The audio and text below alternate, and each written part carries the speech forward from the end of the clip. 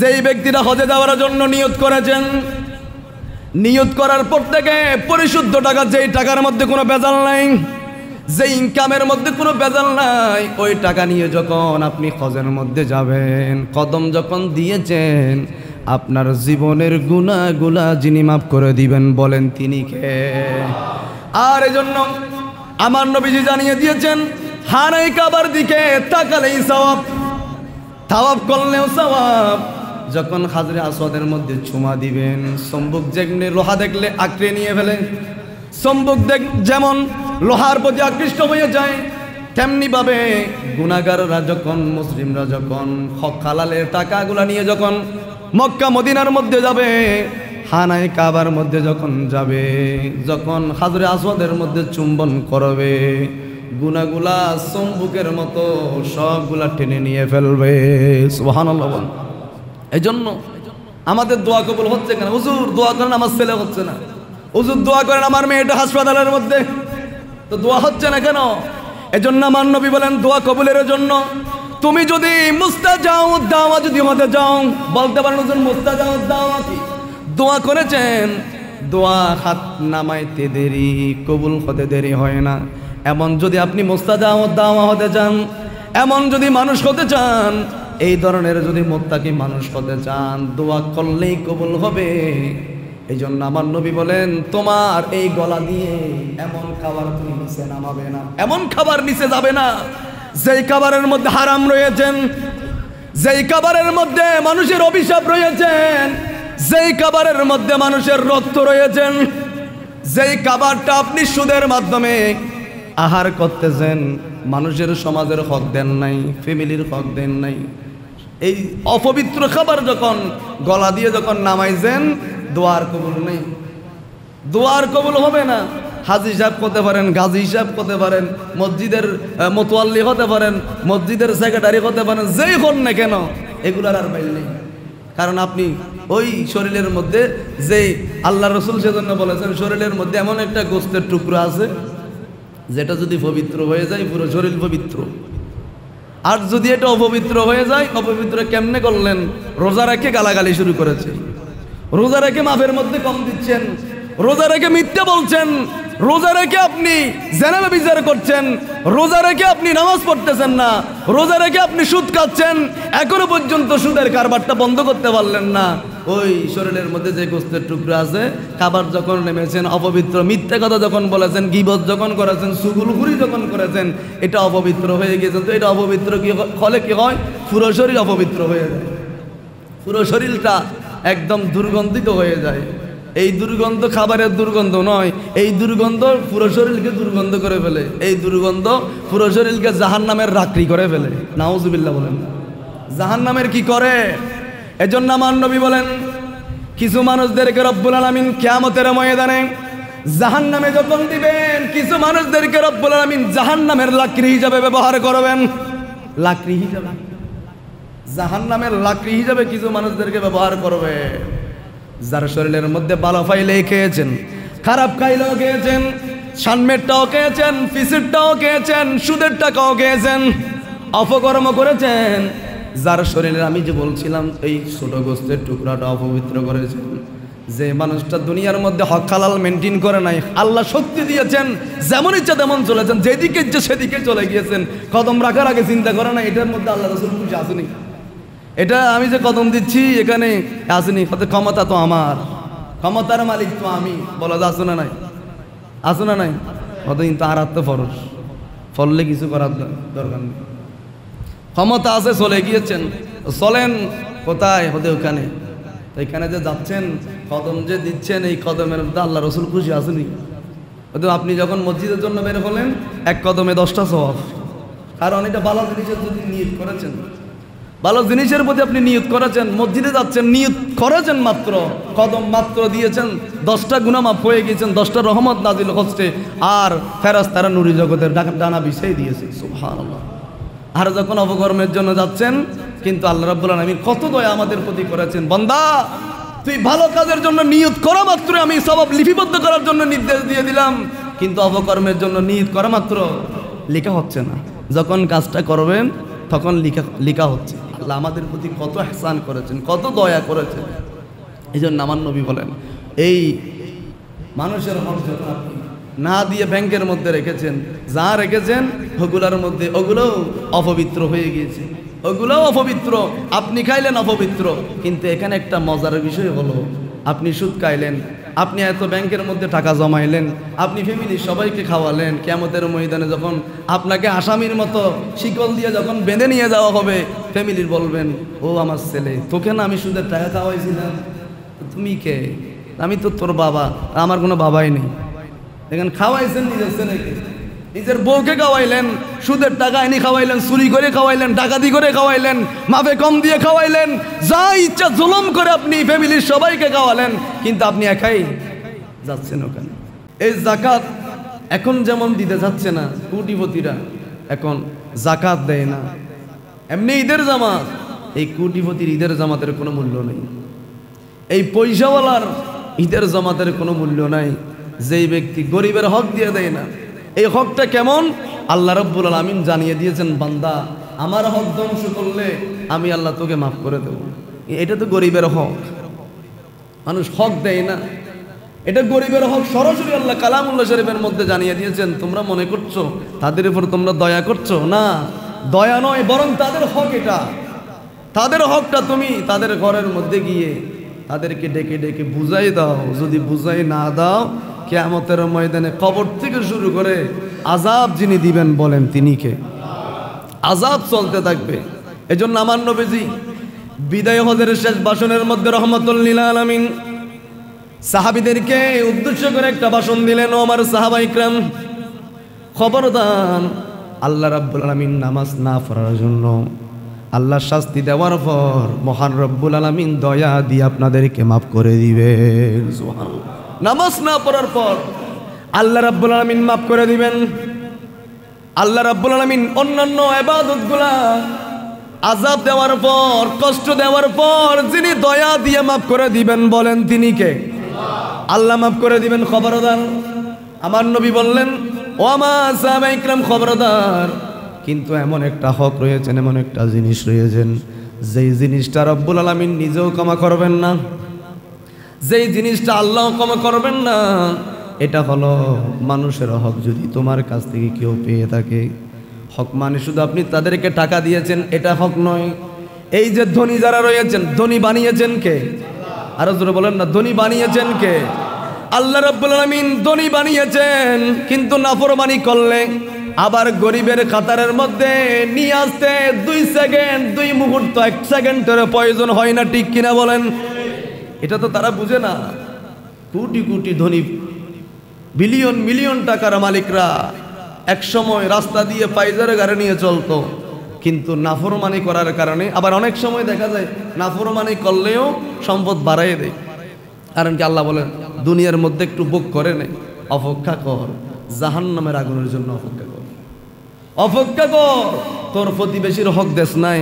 আপনি যে 20,000 টাকা ইনকাম করেন, এই 20,000 টাকার মধ্যে আপনার নিজের হক আছে, আপনার ফ্যামিলির হক আছে, আপনার বন্ধু যাদেরকে বিয়ে দিয়েছেন, ভাই ব্রাদার, এদের হক আছে।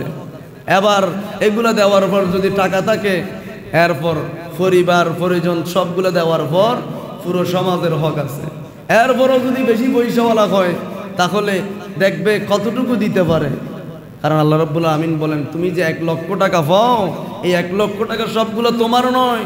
তোমার ভাইয়ের মধ্যে 5টা ভাই আমি আল্লাহ দিলাম, কিন্তু তোমার মধ্যে এমন কি বিশেষ কোয়ালিটি আছে, এমন কি গুণ আছে, 4টা ভাই কোনো কাজকর্মই করে না, তুমি 1 লক্ষ টাকা বেতন পাও। তোমার উচিত ছিল আল্লাহর দরবারে সিজদায় পড়ে তাহাজ্জুদের নামাজ পড়ে শুকরিয়া আদায় করা। আল্লাহ, 4টা ভাই কাউকে আপনি খেদমত করার সুযোগ দেন নাই, আমাকে আপনি খেদমত করার সুযোগ দিয়েছেন। আমি সবাইকে আমাকে দেওয়ার জন্য আপনি তৌফিক দিয়েছেন। এই জন্য তাহাজ্জুদের নামাজ পড়ে শুকরিয়া আদায় করা দরকার। কথা বলেন ঠিক কিনা? কিন্তু আমরা কি বলি? আরো জোরে বলেন না, খাওয়ান কে? পৃথিবীর কোনো সবাই মানুষ মিলে, পৃথিবীর মধ্যে যত কোটি কোটি মানুষ রয়েছেন সবাই মিলে আল্লাহ রাব্বুল আলামিন জানিয়ে দিয়েছেন, কেউ একটা বাতের দানা তৈরি করতে পারবে না, কেউ 1 গ্লাস পানি তৈরি করতে পারবে না, কেউ কিছু তৈরি করতে পারবে না, কোনো কিছু সৃষ্টি করতে পারবে না। যিনি খাবার দেন, যিনি সম্মান দেন, যিনি টাকা পয়সার মালিক বানান, বলেন তিনি কে? এজন্য তোমার শুকরিয়া করা দরকার যে আল্লাহ আমাকে 4-5 ভাই থেকে 4 ভাই কোনো কাজ করে না, আল্লাহ আমাকে খেদমত করার সুযোগ দিয়েছেন, খোটা দিয়েন না।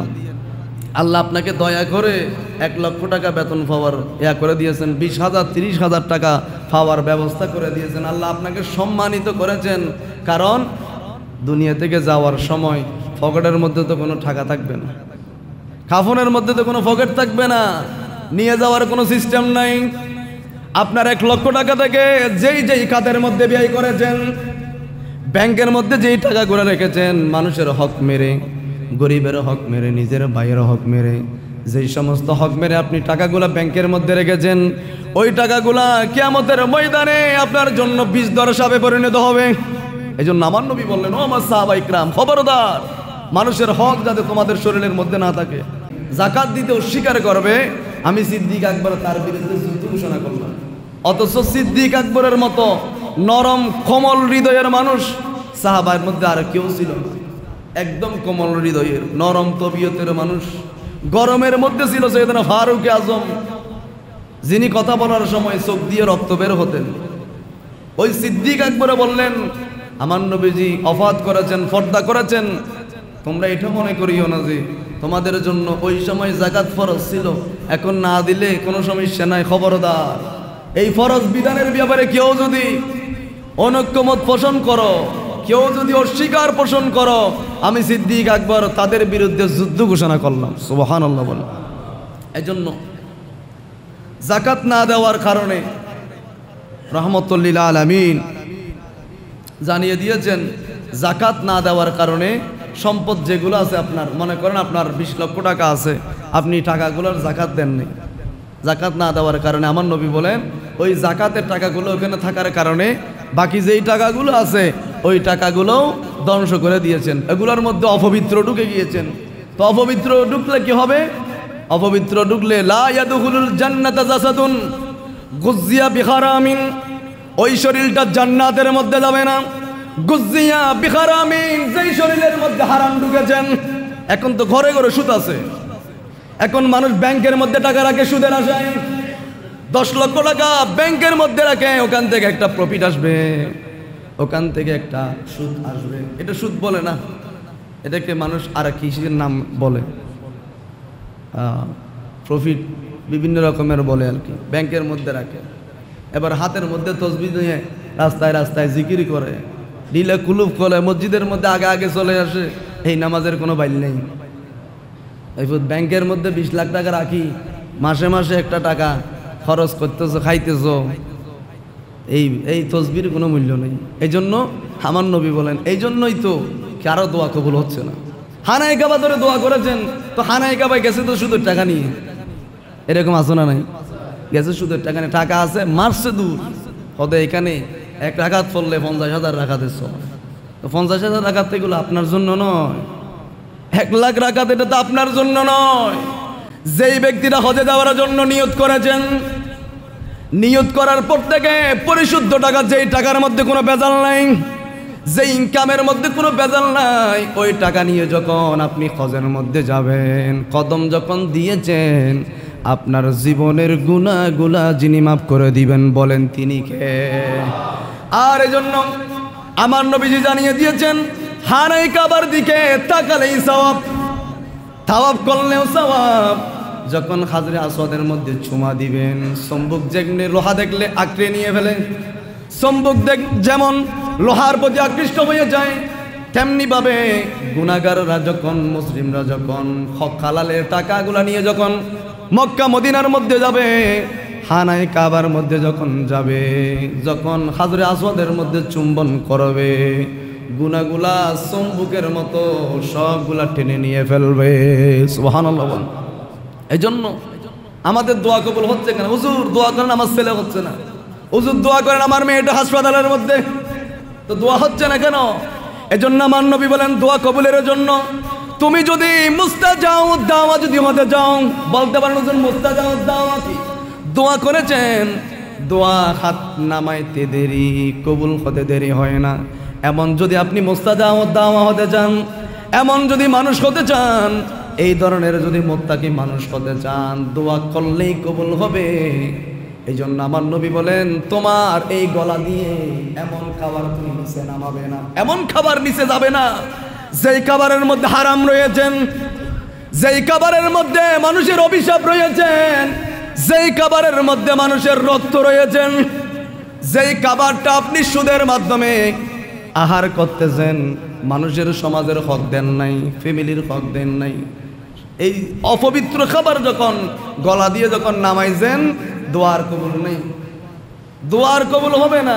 হাজি সাহেব হতে পারেন, গাজী সাহেব হতে পারেন, মসজিদের মোতোয়াল্লি হতে পারেন, মসজিদের সেক্রেটারি হতে পারেন, যেই হন না কেন, এগুলার আর বাইল নেই।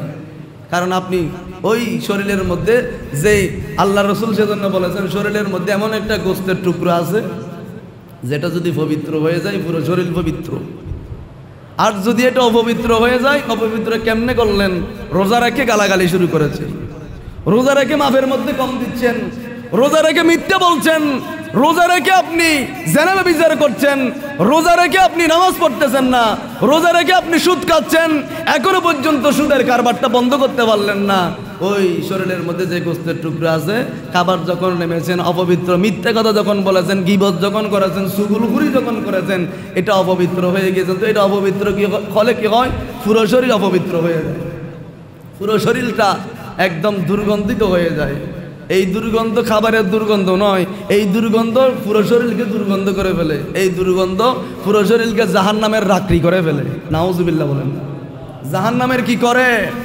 এজন্য আমার নবী বলেন, কিছু মানুষদেরকে রব্বুল আলামিন কিয়ামতের ময়দানে জাহান্নামে যখন দিবেন, কিছু মানুষদেরকে রব্বুল আলামিন জাহান্নামের লাকড়ি হিসাবে ব্যবহার করবেন।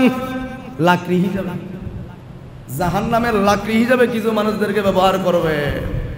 যার শরীরের মধ্যে ভালো ফাইলেই খেয়েছেন, খারাপ খাইলেও খেয়েছেন, সানমেরটাও খেয়েছেন, ফিসিরটাও খেয়েছেন, সুদের টাকাও খেয়েছেন, অপকর্ম করেছেন। যার শরীরে আমি যে বলছিলাম এই ছোট গোস্তের টুকরাটা অপবিত্র করেছেন, যে মানুষটা দুনিয়ার মধ্যে হক হালাল মেনটেন করে নাই, আল্লাহ শক্তি দিয়েছেন, যেমন ইচ্ছা তেমন চলেছেন, যেদিকে ইচ্ছে সেদিকে চলে গিয়েছেন, কদম রাখার আগে চিন্তা করে না এটার মধ্যে আল্লাহ রাসূল খুশি আসেনি, এটা আমি যে কদম দিচ্ছি এখানে আসেনি, ক্ষমতা তো আমার, ক্ষমতার মালিক তো আমি, বলা যায় আসো না নাই, আসো না নাই, কত কিন্তু আর তো ফরজ, ফললে কিছু করার দরকার নেই। ক্ষমতা আছে, চলে গিয়েছেন, চলেন কোথায়? হতে ওখানে। তো এখানে যে যাচ্ছেন, কদম যে দিচ্ছেন, এই কদমের মধ্যে আল্লাহ রসুল খুশি আসেনি। হয়তো আপনি যখন মসজিদের জন্য বের হলেন, এক কদমে 10টা সওয়াব, কারণ এটা ভালো জিনিসের যদি নিয়ত করেছেন, ভালো জিনিসের প্রতি আপনি নিয়ত করেছেন, মসজিদে যাচ্ছেন, নিয়ত করেছেন, মাত্র কদম মাত্র দিয়েছেন, 10টা গুনাহ মাফ হয়ে গিয়েছেন, 10টা রহমত নাজিল হচ্ছে, আর ফেরেশতারা নূরি জগতের ডানা বিছিয়ে দিয়েছে। সুবহানাল্লাহ। আর যখন অপকর্মের জন্য যাচ্ছেন, কিন্তু আল্লাহ রাব্বুল আলামিন কত দয়া আমাদের প্রতি করেছেন, বান্দা তুই ভালো কাজের জন্য নিয়ত করা মাত্র আমি সওয়াব লিপিবদ্ধ করার জন্য নির্দেশ দিয়ে দিলাম, কিন্তু অপকর্মের জন্য নিয়ত করা মাত্র লেখা হচ্ছে না। যখন কাজটা করবেন তখন লেখা হচ্ছে। আল্লাহ আমাদের প্রতি কত ইহসান করেছেন, কত দয়া করেছেন। এই জন্য আমার নবী বলেন, এই মানুষের হক যখন আপনি না দিয়ে ব্যাংকের মধ্যে রেখেছেন, যা রেখেছেন ওগুলোর মধ্যে ওগুলোও অপবিত্র হয়ে গিয়েছে, ওগুলোও অপবিত্র, আপনি খাইলেন অপবিত্র। কিন্তু এখানে একটা মজার বিষয় হলো, আপনি সুদ খাইলেন, আপনি এত ব্যাংকের মধ্যে টাকা জমাইলেন, আপনি ফ্যামিলির সবাইকে খাওয়ালেন, কিয়ামতের ময়দানে যখন আপনাকে আসামির মতো শিকল দিয়ে যখন বেঁধে নিয়ে যাওয়া হবে, ফ্যামিলির বলবেন, ও আমার ছেলে, তোকে না আমি সুদের টাকা খাওয়াইছিলাম, তুমি কে? আমি তো তোর বাবা, আমার কোনো বাবাই নেই। দেখেন, খাওয়াইছেন নিজের ছেলেকে, নিজের বউকে খাওয়াইলেন, সুদের টাকা এনে খাওয়াইলেন, চুরি করে খাওয়াইলেন, ডাকাতি করে খাওয়াইলেন, মাফে কম দিয়ে খাওয়াইলেন, যা ইচ্ছা জুলুম করে আপনি ফ্যামিলির সবাইকে খাওয়ালেন, কিন্তু আপনি একাই যাচ্ছেন ওখানে। কিন্তু আবার ফ্যামিলির যারা আছেন, আবার তা মানে আপনারা সহজে চলে যাবেন, আপনাদের তদারকি করতে হবে। আমার খাবারটা কোন পন্থায় আসতেছে, কোন পদ্ধতিতে আমার খাবারটা আসতেছে, এটা যাচাই করতে হবে। আল্লাহ আমাদের সবাইকে বুঝার তৌফিক দান করুক, আমিন। আল্লাহুম্মা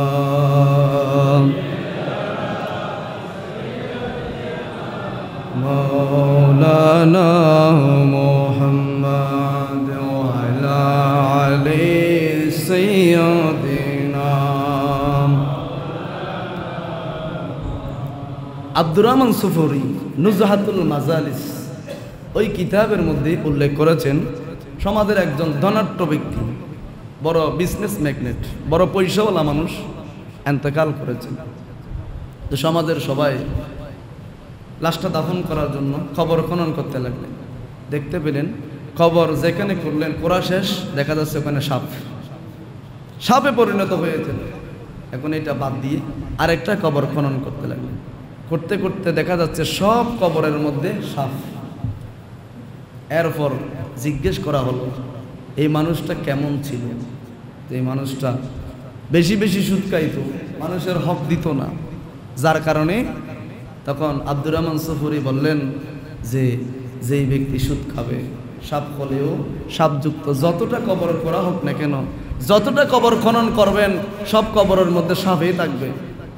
কারণ আপনি বলতে পারেন হুজুর এখন তো মানুষ জলজিয়াদা সুদ খাচ্ছে, সুদের মেশিন, সুদের ফ্যাক্টরি এখন বর্তমানে বাংলাদেশের মধ্যে আছে, তা এখন হচ্ছে না কেন? আল্লাহ রাব্বুল আলামিন আমার নবীর সদকায় দেখেন ইমামুল মুরসালিন, আগে মানুষ গুনাহ করলে ঘরের দেওয়ালের মধ্যে উঠে যেত, এই জানা করেছেন, জুলুম করলে জুলুম বাস উঠে যেত, চুরি করলে চোর উঠে যেত আগের মানুষের। কিন্তু ইমামুল মুরসালিনের সম্মান কত বেশি, আমার নবীর সদকায় আমরা জেনা করার পরেও জেনাপুর উঠতেছে না, নামাজ না পড়ার পরেও বেনামাজি উঠতেছে না, চুরি করার পরেও চোর উঠতেছে না। কারণ কি? একমাত্র আমার নবীজির সদকায়। সুবহানাল্লাহ বলেন না।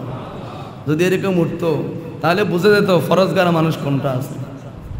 এই জন্য মানুষ অপমানিত হবে, আমার নবীজি সেটা চায় নাই। এই জন্য আমার নবীর সদকায় এগুলো বন্ধ করে দিয়েছেন। আল্লাহ আমার উম্মতদেরকে আপনি বেইজ্জতি করিয়েন না, আল্লাহ আমার উম্মতদেরকে আপনি বেইজ্জতি করিয়েন না। আমার নবীজি দোয়া করেছেন আমাদের জন্য, আল্লাহ আমি কোনো কিছু চাই না, আমি রহমতুল লিল আলামিন, আমি শফিউল মুজনবিন, আল্লাহ আপনি আমাকে কাউসার দান করেছেন, আল্লাহ এগুলোর বিনিময়ে আমি কিছু চাই না, একমাত্র আমার গুনাহগার উম্মতদেরকে আপনি মাফ করে দিন। কেমন মায়ার নবী! আশা থেকে শুরু করে ছোট্ট একটা বাচ্চা, আশা থেকে শুরু করে আশা মাত্র আমরা হলে হাও মাও করে কান্না করে, যে আশা মাত্র আমার নবী বলেছেন রব্বি হাবলি উম্মতি। আবার আমার নবী যেদিন বিদায় নিচ্ছেন, সাহাবায়ে ইকরাম সিদ্দিক আকবর জমিনের মধ্যে বেহুশ হয়ে পড়ে গেলেন। আবার বেলাল যিনি আজান দিতেন, ওই বেলাল আজান বন্ধ করে দিয়েছেন, জমিনের মধ্যে বেহুশ হয়ে পড়ে গেলেন। একদিন, দুদিন, 3 দিন, 4 দিন এইভাবে যখন অতিবাহিত হতে লাগলেন, আমার নবীজির বডি মুবারক যখন জমিনের মধ্যে রাখা হলো, সিদ্দিক আকবর যখন হুশের মধ্যে ফিরে আসলেন, আমার নবীজির টুট মুবারক সিদ্দিক আকবর দেখতে পেলেন, আমার নবীজির টুট মুবারক কেমন জানি নড়তে লাগলেন। সিদ্দিক আকবর কানটা নবীজির সেই মুখ মুবারকের মধ্যে যখন বাজায় দিলেন, স্পষ্ট শুনতে পেয়েছেন রব্বি হাবিলি উম্মতি। সুবহানাল্লাহ, স্পষ্ট শুনেছে। যেই সময় নবীজি ওফাত করেছেন, নবীজির বডি মুবারক জমিনের মধ্যে যখন রাখা হলো, সিদ্দিক আকবর সহ সমস্ত সাহাবায়ে কেরাম উপস্থিত, সবাই স্পষ্ট দেখতে পেয়েছেন আমার রহমতুল লিল আলামিন যাওয়া মুহূর্তেও আমাদের কথা ভুলে নাই, আমাদের স্মরণ ভুলে নাই। আমার নবীজি ওই সময়ে বলতে লাগলেন রব্বি হাবিলি উম্মতি। সুবহানাল্লাহ বলেন না। সিদ্দিক আকবর বললেন, কোন নবীকে তোমরা দাফন করে দিতে যাচ্ছ? ওই নবী তো মরে নাই, ওই নবী এখনো জবান দিয়ে বের হচ্ছে রব্বি হাবিলি উম্মতি। সুবহানাল্লাহ। কিয়ামতের ময়দানেও জিকির হবে আমার নবীদের একটা, আল্লাহ আমার উম্মতকে কেমনে বাঁচাবো। আদমের জিকির হবে ইয়া নফসি ইয়া নফসি, সমস্ত নবীদের জিকির যখন ইয়া নফসি ইয়া নফসি হবে, সমস্ত মানুষ যখন ইয়া নফসি ইয়া নফসির স্লোগান তুলবে, এক কোণ থেকে বেশি আসবে রব্বি হাবিলি উম্মতি, রব্বি হাবিলি উম্মতি, এভাবে স্লোগান বেশি আসবে। সবাই আশার বাণী শুনে আমার নবীজির দরবারে যাবে। এই জন্য ওই মানুষ যেই সুদ খেয়েছেন, ওই ব্যক্তির কবরের মধ্যে সাপ। আব্দুর রহমান সুফুরি বললেন, আর কোনো বিকল্প কোনো পথ নাই, যেহেতু পুরো শরীর অপবিত্র করে ফেলেছেন, সুদ খেয়েছেন, এখন এই সাপযুক্ত কবরের মধ্যে তাকে দেওয়া হোক। হাদিসে মুবারকের মধ্যে এসেছেন, বুখারী মুসলিমের রাওয়ায়ত, এই সুদকুরের কবরের মধ্যে, শুধু সুদকুর নয়, যারা জাহান্নামী তাদের কবরের মধ্যে একটা সাপ দেওয়া হবে, 2টা মাথা বিশিষ্ট, 2 মাথা বিশিষ্ট একটা সাপ দেওয়া হবে। এই মাথার মধ্যে কোনো ক্যাশ থাকবে না ওই সাপের। তো আমার নবী বললেন, গলার মধ্যে দিকে ফেঁসাইতে ফেঁসাইতে ফেঁসাইতে ফেঁসাইতে এদিকে কপালের দিকে এসে 2 মাথা বিশিষ্ট সাপটা এমন চুম্বন করবেন, এমনভাবে কামড় দিবে, আমার নবীজি বললেন ওই মানুষটা মুহূর্তের ভিতরে একবার মারা যাবে, আবার জীবিত হবে, কারণ ওখানে তো কোনো মৃত্যু নাই। এগুলো কষ্ট অনুভূত হবে।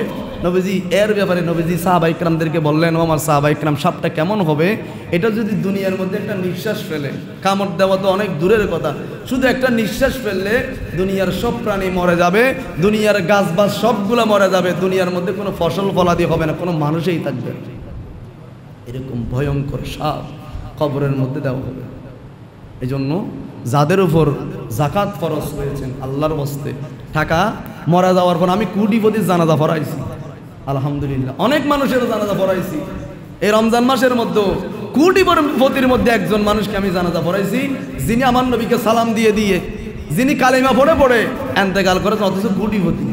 ওই মানুষটার জীবনী আমি জিজ্ঞেস করলাম, দেখেছি উনি 19 বছর পর্যন্ত মসজিদের মধ্যে এতেকাফ ছিলেন। যার উনি চেয়ারম্যান ছিলেন, যার চেয়ারম্যান অবস্থায় কোনো মানুষ অন্যায় বিচারের শিকার হয় নাই, যিনি কোরআন তেলাওয়াত প্রত্যেক দিন ফজরের নামাজের পর অন্তত পক্ষে 2 বার কোরআন শরীফ পড়তেন, যিনি মারা গিয়েছেন লাইলাতুল কদরের 2 দিন আগে, বেজরা দিনের সময় মারা গিয়েছেন। কেমন মৃত্যু? ওনার ছেলেরা ভিডিও করেছেন, একইবারে নবীকে সালাম দিয়ে দিয়ে সূরা মুলক তেলাওয়াত করেছেন। আমার আশ্চর্য লেগেছেন, বৃদ্ধ মানুষ, বয়স প্রায় 90-এর কাছাকাছি, গালতালে একদম সব হয়ে গিয়েছেন। উনি ছেলেরা বলতেছেন, আব্বা পড়েন, তাবারাকাল্লাযী বিয়াদিহিল মুলকু ওয়া আলা কুল্লি শাইইন, পড়তেছে, একটু লাইন বুঝাই দিয়েছেন, গড়গড়ায় পড়তেছে। কেমন জান্নাতি মানুষ। তারপর এরপরে আর কিছু বলতে হয় না, এরপরে আমার নবীকে সালাম দিয়েছেন। এরপর বলছে, আমার স্ত্রী, ওনার স্ত্রী এখনো বেঁচে আছে, আমার স্ত্রীকে আমাকে যেমনে চেয়েছো আমার স্ত্রীকেও তোমরা এইভাবে দেখবা, আমি তোমাদেরকে তুলে দিয়ে গেলাম। এই কথা বলার পর লা ইলাহা ইল্লাল্লাহু মুহাম্মাদুর রাসূলুল্লাহ বলে ইন্তেকাল করেছে। এটাই তো জান্নাতি মানুষের নিশান, এটাই তো জান্নাতি মানুষ। এরা যখন কবরে যাবে, কবর আর অন্ধকার থাকবে না, নূরে নুরানি হয়ে যাবে। এই জন্য পয়সাওয়ালা হয়েছেন, আল্লাহ দয়া করে আপনাকে বানিয়েছেন, যাকাতটা দেন, হক হালালভাবে চলেন, আপনার জন্য জান্নাতের রাস্তায় অনেক সোজা, অনেক সোজা। কারণ আপনি এই টাকা পয়সা কোনো কিচ্ছু, আপনি ইতিহাস দেখেন, কেউ কিচ্ছু নিতে পারেন।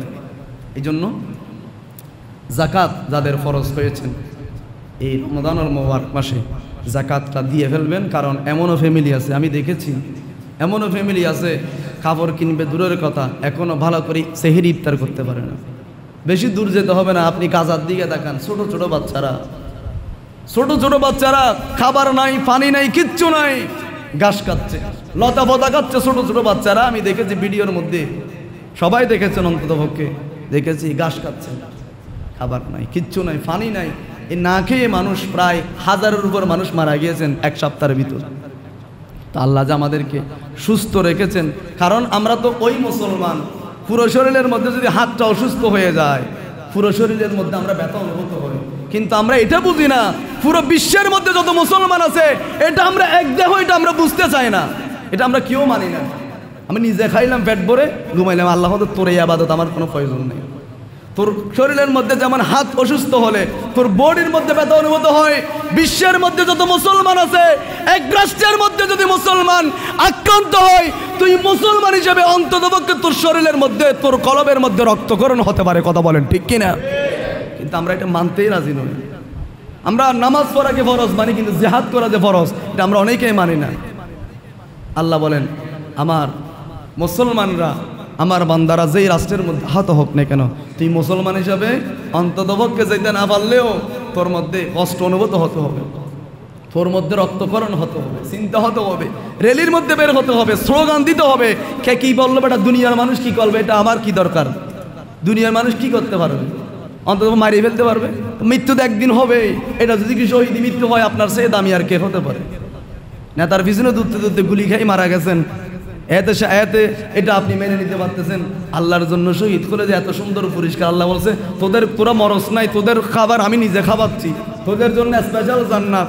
এটা আমাদের পুরস্কার, ভালো লাগতেছে না? নেতার পিছনে দূরতে দূরতে জীবন শেষ, সেন্ট্রাল শেষ, সময় শেষ, সব শেষ, আছে না নাই? তো এই জন্য বলছিলাম, আমি আপনাদেরকে ধন্যবাদ জানাচ্ছি। গত সপ্তাহে আমার মুসল্লিরা, এটা বিভিন্ন পত্রিকার মধ্যে এসেছেন। পত্রিকা না আসলে না আসুক, পত্রিকা আমাদের মূল উদ্দেশ্য নয়। পত্রিকা মূল উদ্দেশ্য নয়, মূল উদ্দেশ্য হলো একজনকে খুশি করা। তিনি কে? আমি দেখেছি অনেক পয়সাওয়ালারও গিয়েছেন। পয়সাওয়ালা কেন, এটা তো সবার সবাই গিয়েছেন। আমি দেখেছি, ভিডিওর মধ্যে দেখেছি, নাম বলছি না কারণ একজনের নাম বললে আরেকজন অসন্তুষ্ট হয়ে যাবে। সবাই গিয়েছেন আলহামদুলিল্লাহ। তো এইভাবে এটা নিজেদের স্বার্থ নয়, এটা আল্লাহ রসুলকে খুশি করার জন্য। কিয়ামতের ময়দানে যদি জিজ্ঞেস করা হয়, ও হাজী সাহেব, ও তাজ যদি এদিকে আসো, ফিলিস্তিনে মুসলমানদেরকে মারি ফেলছে, খাবার খাই নাই, হাঁড়ি না পেয়ে মারা গিয়েছেন, ঘাস খেয়েছেন, লতা খেয়েছেন, তুমি কি করছো? আমি নামাজ পড়ছিলাম। নামাজ? তুমি কি জানো না আমি বনি ইসরাইলের একটা মেয়েকে পানি খাওয়ানোর কারণে মাফ করে দিয়েছি? তুমি কি দেখো নাই? এটা কি দেখো নাই? তুমি একটা বিড়ালকে পানি খাওয়াইছেন, আমি মাফ করে দিয়েছি। তোমার নামাজ? যাও, তুমি নামাজ দিয়ে কোথায় যাবে? যাও ঘুরে পাঠাবে। এমন তৃষ্ণা লাগবে, তারপর শয়তান আসবে, পানি খাবেন, পানি খাবেন, পানি বলে না এখানে, পানি খাবেন, দেন পানি খাবেন না, এখানে তো এমনি দেওয়া যায় না, বিনিময় টাকা তো আনি নেই, টাকা তো সব দুনিয়া রাখি আসছে, ব্যাংক ব্যালেন্সের মধ্যে বিল্ডিং রাখি আসছি, এগুলো কোনো কাজে আসবে না। তো আমল কি করছেন? তাহাজ্জুদগুলো দিয়ে দেন। এখন তাহাজ্জুদ এক গ্লাস পানির বিনিময় তাহাজ্জুদ দিয়ে ফেলছেন, কিছুক্ষণ যাওয়ার পর আবার পানির তৃষ্ণা, এভাবে দিতে সব জিরো, শূন্য। এই জন্য কিয়ামতের ময়দানটা এমন হবে, এখানে ভালোবাসার বিনিময় চলবে। একদিন ফিলিস্তিনি মুসলমানের জন্য বের করেছেন, একটা টাকা আল্লাহর ভয়ে, অন্তরের মধ্যে ভয় এসেছেন, দান করলে 170, এভাবে ভয়ে এসেছেন, দিয়েছেন। আল্লাহ রাব্বুল আলামিন ওই জিনিসগুলো দেখবেন। আল্লাহ বিচার করবেন কিভাবে?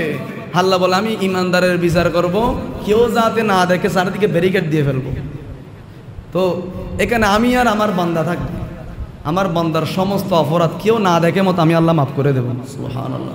কারণ আমি তো ওই রব, যেই রব মাফ করে দিলে আপিল করার মতো, মুখে মুখে তর্ক করার মতো, বেয়াদবের মতো এরকম কোনো স্পর্ধা সেদিন কারো থাকবে না।